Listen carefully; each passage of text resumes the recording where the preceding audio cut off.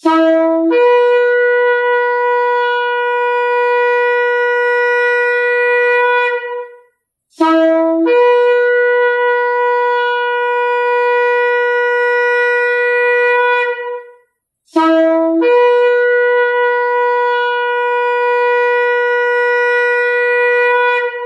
RPK yang dikasihi Tuhan dimanapun Anda berada. Shalom Beshem Yeshua HaMashiach, salam sejahtera dalam nama Yeshua HaMashiach, dalam nama Tuhan Yesus Kristus Juru Selamat kita. Selamat mengikuti siaran Tekiyah Telaah Kata Ibrani Alkitabiah bersama Gembala Benyamin Obadiah, Ketua GKMI Gereja Kehilat Mesianik Indonesia. Tekiyah adalah cara peniupan shofar seperti yang didengar tadi. Siaran Tekiyah dimaksudkan untuk menggali kebenaran Alkitab dari bahasa dan masyarakat Ibrani yang menjadi persemaian tumbuhnya iman Kristiani kita yang berasal dari tanah perjanjian Israel di Timur Tengah. Saudara dapat mengajukan pertanyaan ke 0812-9912-430. Shalom Pak Ben.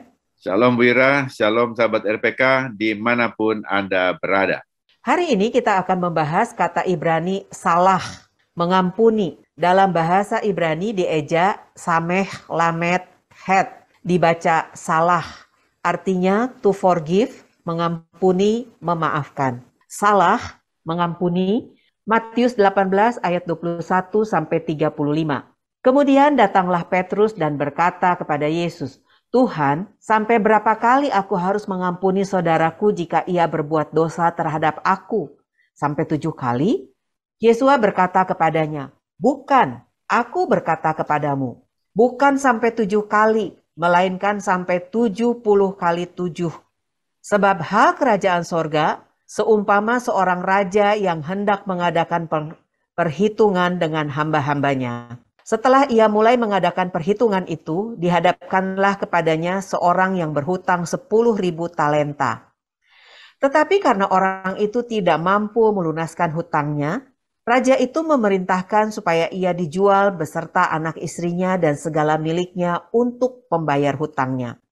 Maka sujudlah hamba itu menyembah dia, katanya, 'Sabarlah dahulu, segala hutangku akan kulunaskan.' Lalu tergeraklah hati raja itu oleh belas kasihan akan hamba itu, sehingga ia membebaskannya dan menghapuskan hutangnya. Tetapi ketika hamba itu keluar, ia bertemu dengan seorang hamba lain yang berhutang 100 dinar kepadanya. Ia menangkap dan mencekik kawannya itu, katanya, 'Bayar hutangmu.' Maka sujudlah kawannya itu dan memohon kepadanya, 'Sabarlah dahulu, hutangku itu akan kulunaskan.' Tetapi ia menolak dan menyerahkan kawannya itu ke dalam penjara sampai dilunaskan hutangnya. Melihat itu kawan-kawannya yang lain sangat sedih, lalu menyampaikan segala yang terjadi kepada tuan mereka. Raja itu menyuruh memanggil orang itu dan berkata kepadanya, 'Hai hamba yang jahat, seluruh hutangmu telah kuhapuskan karena engkau memohonkannya kepadaku. Bukankah engkau pun harus mengasihani kawanmu seperti aku telah mengasihani engkau?' Maka marahlah tuannya itu dan menyerahkannya kepada algojo sampai ia melunaskan hutangnya. Maka Bapakku yang di sorga akan berbuat demikian juga terhadap kamu, apabila kamu masing-masing tidak mengampuni saudaramu dengan segenap hatimu." Yeshua Rabbeinu, Yeshua Rabi kita, memakai perumpamaan untuk mengajar murid-muridnya. Ia mengatakan Malhut Shamayim atau kerajaan surga diumpamakan dengan seorang raja. Kata surga di dalam Injil Matius merupakan circumlocution atau substitusi bagi kata Elohim atau Tuhan dalam pikiran orang Yahudi. Rasa hormat terhadap nama Tuhan membuat mereka melakukan substitusi dengan sebutan Samayim atau surga. Jadi kerajaan surga dimaksud adalah kerajaan Tuhan yang berlaku di bumi, bukan kerajaan surga kekal nun jauh di sana di belakang langit biru sesudah kematian. Dalam perumpamaan ini, raja memiliki beberapa tagihan hutang yang harus diselesaikan dengan para penghutang. Wawancara pertama adalah dengan seorang yang berhutang sangat besar. Terjemahan literalnya adalah 10.000 talenta, yang pada zaman Romawi sama dengan 6.000 dinar. Ketika seseorang menyadari bahwa 1 dinar kira-kira adalah upah 1 hari, 10.000 talenta dapat menyamai jumlah yang mencengangkan karena besar nilainya sekitar 3 miliar dolar. Utang yang begitu tinggi tidak mungkin untuk dilunasi sekaligus. Hasilnya, tuannya memerintahkan agar orang itu dan semua harta miliknya dijual, bahkan termasuk istri dan anak-anaknya, yang berarti mereka harus bekerja selama jangka waktu tertentu untuk pembeli mereka, dan ini sesuai dengan ketentuan Torah. Tetapi mengapa Tuan itu memerintahkan istri dan anak penghutang itu juga dijual sebagai budak? Pembayaran seperti itu terdengar aneh bagi masyarakat modern kita, tetapi di Timur Tengah kuno, itu adalah pilihan yang layak. Torah mengizinkan hal itu sebagai pilihan bagi mereka yang berhutang banyak. Keluaran 21 ayat 1 sampai dengan 6. Perhatikan dengan cermat. Perlakuan ini harus dibedakan dengan praktik perbudakan kejam yang diterapkan di masyarakat Amerika pada tahun 1800-an. Perbudakan Alkitabiah semacam ini sebetulnya adalah cara kuno untuk mengajukan kebangkrutan. Meskipun itu bukan hal yang diinginkan dalam hidup, seringkali budak akan diperlakukan lebih sebagai anggota keluarga daripada sebagai pelayan sewaan. Orang yang bertanggung jawab pasti akan menjual jasanya sendiri untuk membayar hutang. Dan dalam kasus ekstrim, keluarga orang itu juga terpengaruh karena mereka dianggap sebagai milik orang yang berhutang itu.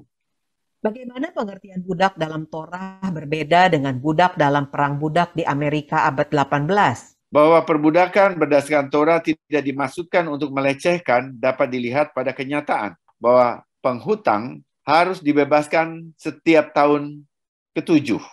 Setiap tahun ke-7, yaitu pada tahun Semitah atau tahun Syabat. Dan bahwa mereka dapat secara sukarela tetap bekerja di bawah majikannya setelah kewajiban hutang mereka sudah selesai.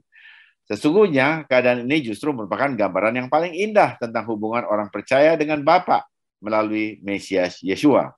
Sementara kita secara teknis dibebaskan oleh pekerjaan penebusan Yeshua, kita sebagai budak yang ingin tinggal bersama dengan Tuhan kita yang baik dapat melakukannya. Dalam perumpamaan ini, hamba itu memohon kepada tuannya untuk bersabar sampai dia bisa membayar kembali semuanya. Dengan sikap murah hati yang luar biasa, tuannya melepaskannya dan menghapuskan hutangnya. Ini luar biasa. Tetapi sekarang muncul hal yang ironis dalam perumpamaan. Ketika pelayan itu pergi, dia bertemu dengan salah satu rekan pelayannya juga, atau hamba juga, yang berhutang sekitar 100 dinar atau sekitar 5.000 dolar kepadanya. Ini tentu tidak sebanding dengan jumlah 3 miliar dolar terhutang oleh pelayan yang pertama. Dengan ingatan yang baik atas pertemuannya dengan tuan yang ramah, sikap yang sama seharusnya datang dari hamba yang diampuni. Namun bukan demikian kejadiannya. Ketika ia meraih atau melihat sesama temannya itu, dia meraih temannya itu dan segera menangkapnya dan mencekiknya.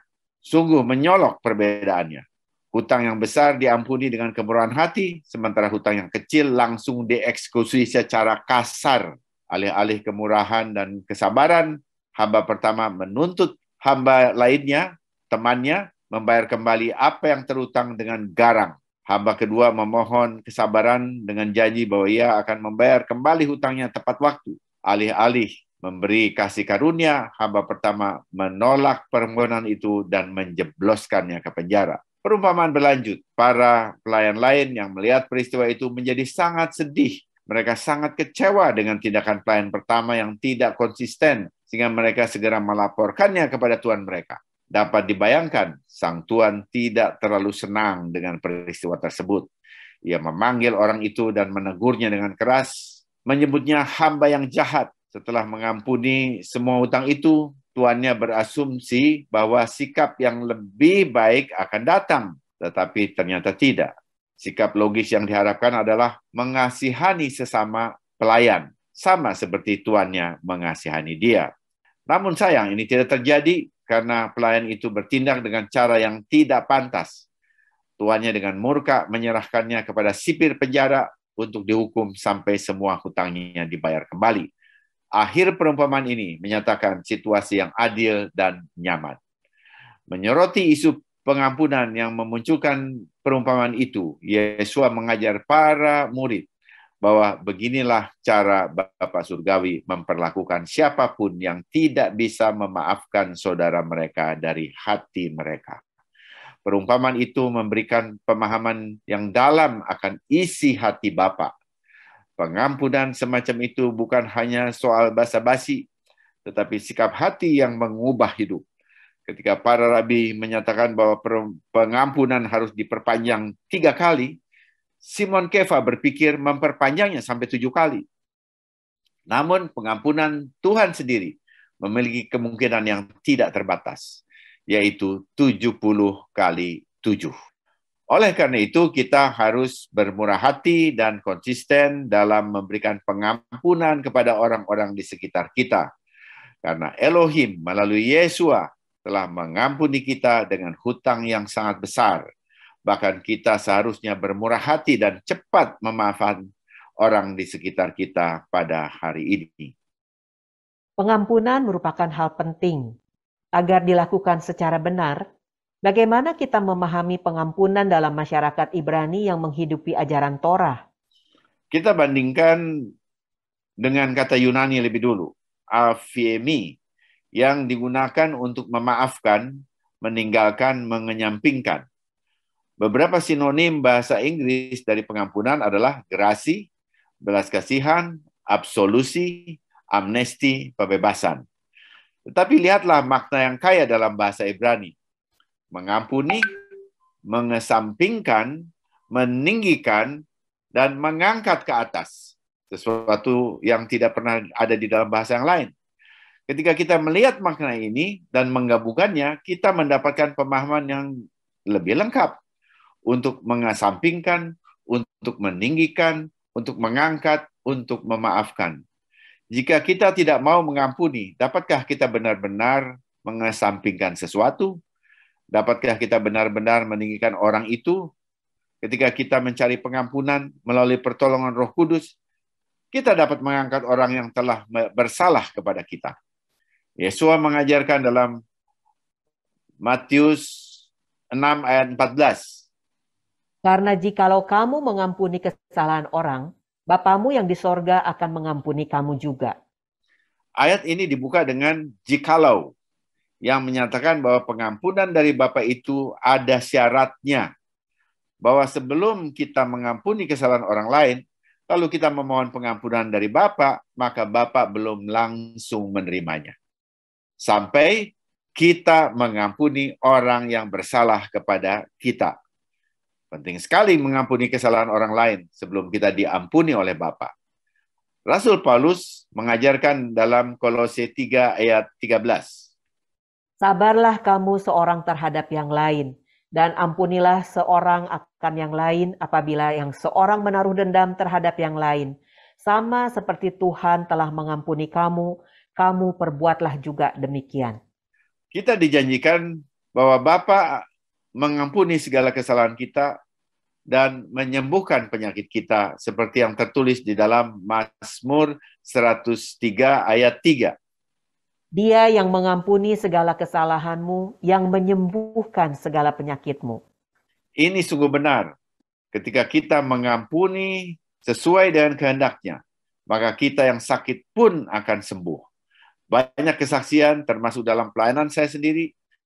Sesudah orang yang sakit mengampuni orang yang bersalah kepadanya, ia pun mengalami kesembuhan sesuai dengan janji Tuhan. Apakah ada tahap-tahap dalam pengampunan?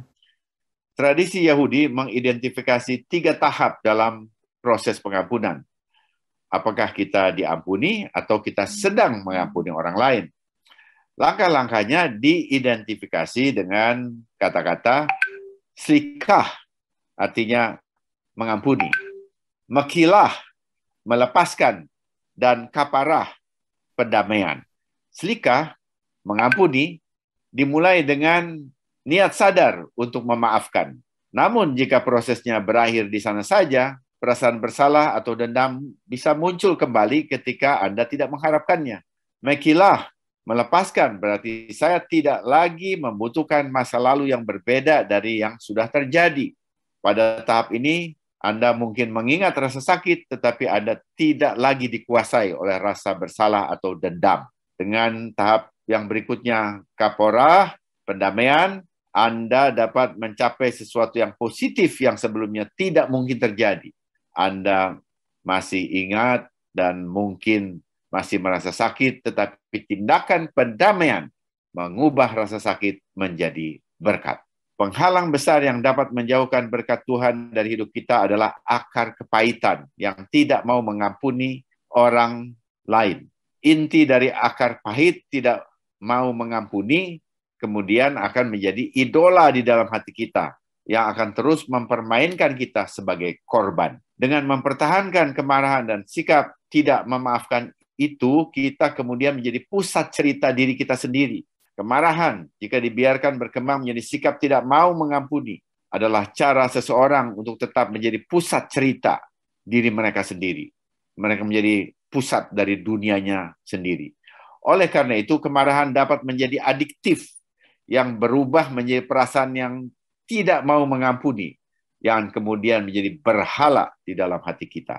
Pengampunan adalah tindakan diri sendiri, tindakan diri pribadi kita. Saya dapat dan harus memaafkan seseorang bahkan jika mereka tidak memintanya. Bagaimana jika saya dianiaya oleh orang yang sedang bahkan sekarang sudah meninggal atau tinggal di penjara? Saya tidak bisa menyimpan rasa tak mau mengampuni. Saya harus melepaskan semangat negatif dari akar pahit itu, meninggalkan jiwa saya.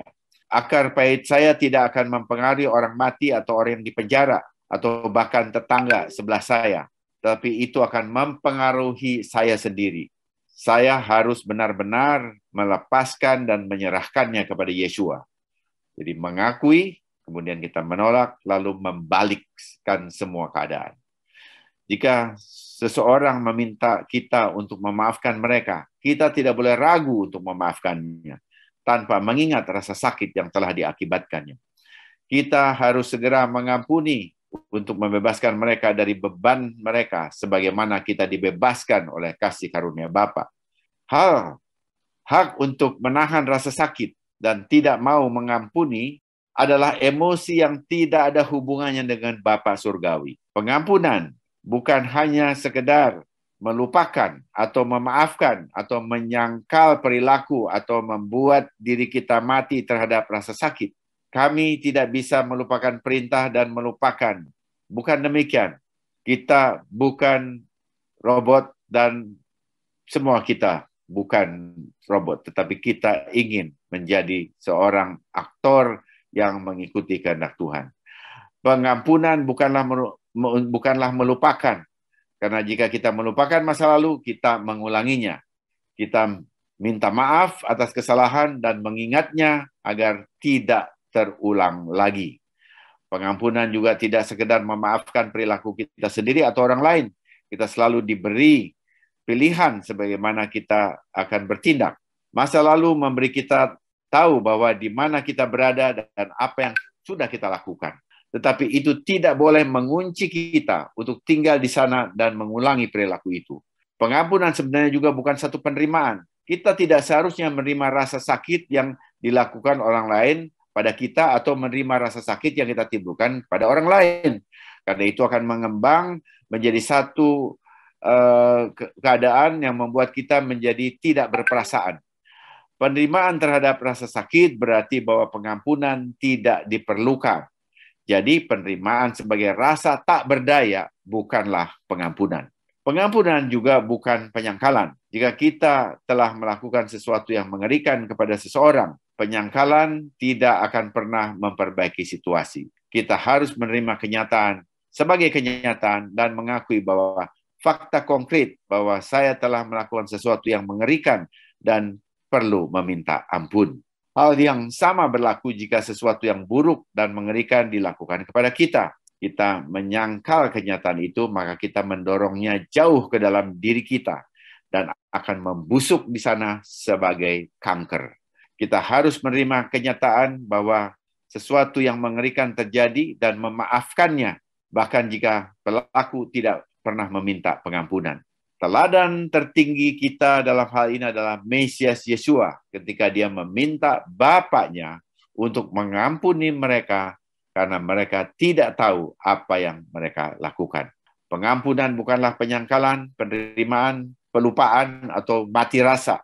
Pengampunan adalah melepaskan. Melepaskan berarti saya tidak perlu lagi hidup dengan pikiran yang sempit yang melekat pada luka dan ingatan akan rasa sakit yang pernah kita alami. Aku mau maju bersama dengan Mesias. Teruslah melangkah. Saat kita merendahkan diri di hadapan Bapa untuk melepaskan rasa sakit dan rasa sakit hati dan mencari pengampunan dan benar-benar memaafkan orang lain, maka sifat karakter kita akan dilembutkan dan akan muncul bersemi keluar. Apa yang perlu lebih akan muncul lebih baik. Apa yang perlu dikurangi akan menjadi lebih sedikit. Pengampunan adalah kunci yang mengikat kita semua anak-anaknya. Rabi Shaul Paulus menasihati kita untuk memiliki cinta kasih dan perbuatan kasih. Tanpa tindakan ketaatan, kita bukan apa-apa. Apa cara yang lebih baik untuk menunjukkan kasih sayang selain memaafkan seseorang atau meminta maaf? Pengampunan dan kasih setia tidak dapat dipisahkan satu sama lain. Kasih setia yang tidak didasarkan kepada pengampunan bukanlah kasih setia yang sejati. Pengampunan yang tidak didasarkan pada kasih setia bukanlah pengampunan sejati. Saling mengaku dosa dan saling mengampuni pada hari raya Yom Kippur mempersatukan kita kembali dengan Tuhan dan sesama. Memulai baru hubungan yang tulus yang diperbaharui terus-menerus. Semoga siaran ini memberkati saudara. Informasi bagi saudara, Gereja Kehilat Mesianik Indonesia akan menyelenggarakan perayaan Yom Kippur Hari Pendamaian pada hari Selasa tanggal 4 Oktober 2022 dimulai dari jam 17 sampai selesai. Saksikan pelaksanaan perayaan Yom Kippur ini di YouTube, kanal Kehilat Mesianik Indonesia, dan jangan lupa like, subscribe, dan share. Dengan merayakan Yom Kippur seperti yang dirayakan oleh orang Yahudi, kita sebagai orang percaya bangsa-bangsa secara sadar mengintegrasikan diri kita kepada pohon zaitun sejati Israel seperti yang diajarkan oleh Rabi Rasul Shaul Paulus dalam Roma 11 ayat 17. Kesatuan umat Yahudi dan Kristen bangsa-bangsa dalam menaati perintah Tuhan ini secara strategis ditujukan untuk mempercepat kedatangan kedua Mesias Yesua yang datang untuk umat Yahudi dan bangsa-bangsa percaya. Sesudah narasi ini kita akan mendengar lagu Ibrani rohani Adon Slichot oleh anak-anak muda Yehudi Mesianik di Yerusalem, Israel. Junjungan yang menguji hatiku, Engkau yang mengungkapkan hal-hal terdalam dalam keadilanmu. Kami telah berdosa, limpahkanlah belas kasihan-Mu atas kami. Tiba saatnya saya Penatua Ira Obadiah dan Gembala Benyamin Obadiah mohon diri dari ruang dengar saudara. Sampai jumpa pada siaran mendatang. Yesua keselamatanku, Torah kesukaanku, menuju kepenuhan bangsa-bangsa. Shalom, shalom.